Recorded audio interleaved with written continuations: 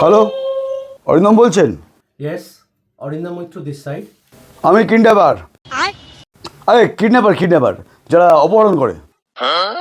আপনাকে আমি এটা বলার জন্য ফোন করেছি যে আপনার বউকে আমি কিডন্যাপ করেছি।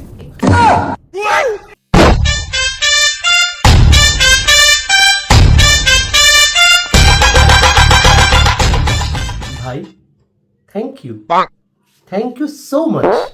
I just love you, bro. হ্যাঁ, তোমাদের মতন মানুষ আছে বলেই তো সমাজের ভারসাম্য ঠিক আছে। Thank you so much bro. আরে ভাই, পাগল হয়ে গেছিস নাকি? 10 লাখ টাকা দে আর নিজে বউকে শাড়ি নিয়ে যা। ভাই, এটা কখনো শুনেছো যে পয়সা দিয়ে কেউ বউকে ঘরে নিয়ে এসেছে? আরে ভাই, নাটক কম কর, তাড়াতাড়ি পয়সা দে আর নিজের বউকে নিয়ে যা। কেন ভাই? আমি 10 বছর ধরে সহ্য করেছি, তুমি 10 ঘন্টা সহ্য করতে পারছো না? বলেন কি? আমার সহ্য করার কিছু নেই, তাড়াতাড়ি পয়সা দে আর নিজের বউকে নিয়ে যা। সহ্য করবে না যখন, তখন উঠিয়ে নিয়ে গেলে কেন? আরে ভাই, এই আশায় তুলেছি যে টাকা পাবো। আরে ভাই, পয়সা সেই জিনিসে দেয় যেটা প্রাণের চেয়েও বেশি মূল্যবান। যেখানে নিজের প্রাণেরই মূল্য নেই সেখানে কেউ পয়সা দেয়? প্লিজ তুই ওকে নিয়ে যা ভাই, 2 ঘন্টাও আসেনি, এখনই আমাকে জ্বালিয়ে পুড়িয়ে খাচ্ছে। বলছে ভিজে টাওয়ালে বিছানার উপরে রেখেছো কেন, সোফার মধ্যে জামা কাপড় রেখেছো কেন, জুতো পরে ঘরে হাঁটছো কেন? ভাই প্লিজ নিয়ে যায় কে।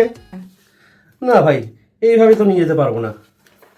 15 লাখ টাকা লাগবে। 15 লাখ?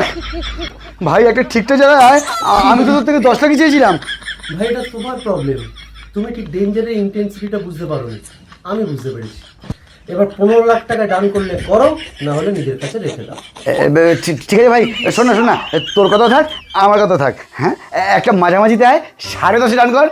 10.5 লাখ টাকা কি করে মাঝামাঝি হয়ে গেল ভাই? হ্যাঁ, এটা তো তোমারই হয়ে গেল।